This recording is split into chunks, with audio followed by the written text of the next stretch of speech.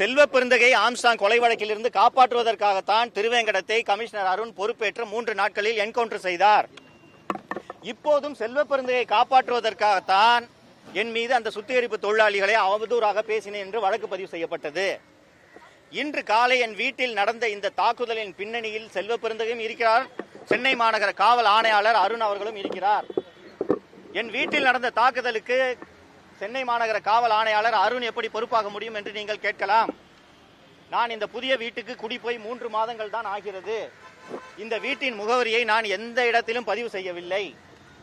அப்படி இருக்கையில் நன்றாக திட்டமிட்டு என்னுடைய புகைப்படங்களை ஒரு அட்டையாக பதிவு செய்து அது பதாகைகளாக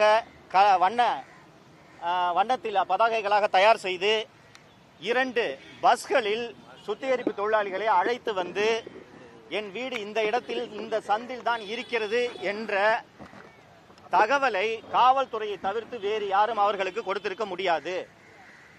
மேலும் என் வீட்டில் இன்று காலை 10 மணிக்கு தாக்குதல் நடப்பதற்கு முன்பாக வாணிஸ்ரீ விஜயகுமார் என்ற தமிழ்நாடு காங்கிரஸ் கமிட்டியில் செல்வ பெருந்தகையின் ஆதரவாளராக இருக்கக்கூடிய ஒரு வழக்கறிஞர் சுத்திகரிப்பு தொழிலாளிகள் என்று அழைக்கப்படுவோரை அழைத்து கொண்டு சென்னை மாநகர சாலைகளிலே ஊர்வலமாக செல்கிறார்.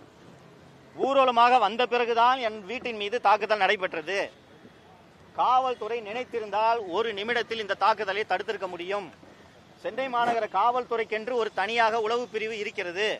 அந்த உளவு பிரிவின் வேலை இது போன்ற குற்றங்கள் நடைபெறாமல் முன்கூட்டியே தடுப்பதுதான். ஒரு வழக்கறிஞர் கிட்டத்தட்ட ஒரு 50 சுத்திகரிப்பு தொழிலாளிகளை புளோரசன்ட் கலர் போட்ட யூனிஃபார்ம் போட்டுக்கிட்டு சென்னை வீதிகளில் ஊர்வலமாக அழைத்து வந்து வீட்டில் தாக்குதல் நடத்துறாருன்னா இது கூட தெரியாத உளவுத்துறை என்ன உளவுத்துறை என்பது எனக்கு தெரியவில்லை. இந்த காரணங்களின் அடிப்படையில் தான் சென்னை மாநகர ஆணையாளர் திரு அருண் மற்றும் தமிழ்நாடு காங்கிரஸ் கமிட்டி தலைவர் திரு செல்வ பெருந்தகை அவர்களின் தூண்டுதலின் பேரில் தான் இந்த தாக்குதல் என் மீது நடைபெற்றிருக்கிறது. மதுரவாயலில் நான் குடியிருந்த வீடு கடந்த மே மாதம் காவல்துறையால் சீல் வைக்கப்பட்டு குடியிருக்க வீடு இல்லாமல் நான் சில மாதங்கள் ஹோட்டலில் தங்கியிருந்தேன். இப்போது 3 மாதங்களாகத்தான் கீழ்ப்பாக்கத்தில் இப்போது வாடகை வீட்டில் குடியிருந்து வருகிறேன்.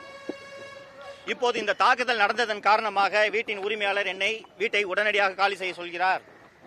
நான் நடத்தி வரும் டி நகரில் நடத்தி வரும் சவுக்கு மீடியா அலுவலகத்தின் உரிமையாளர் மிரட்டப்பட்டு சென்னை காவல்துறையால் மிரட்டப்பட்டு அந்த அலுவலகத்தை உடனடியாக காலி செய்ய சொல்கிறார்கள். காவல்துறைக்கும் தமிழக ஆட்சியாளர்களுக்கும் இந்த சவுக்கு மீடியா நடைபெறக்கூடாது என்பது மட்டும்தான் நோக்கம்.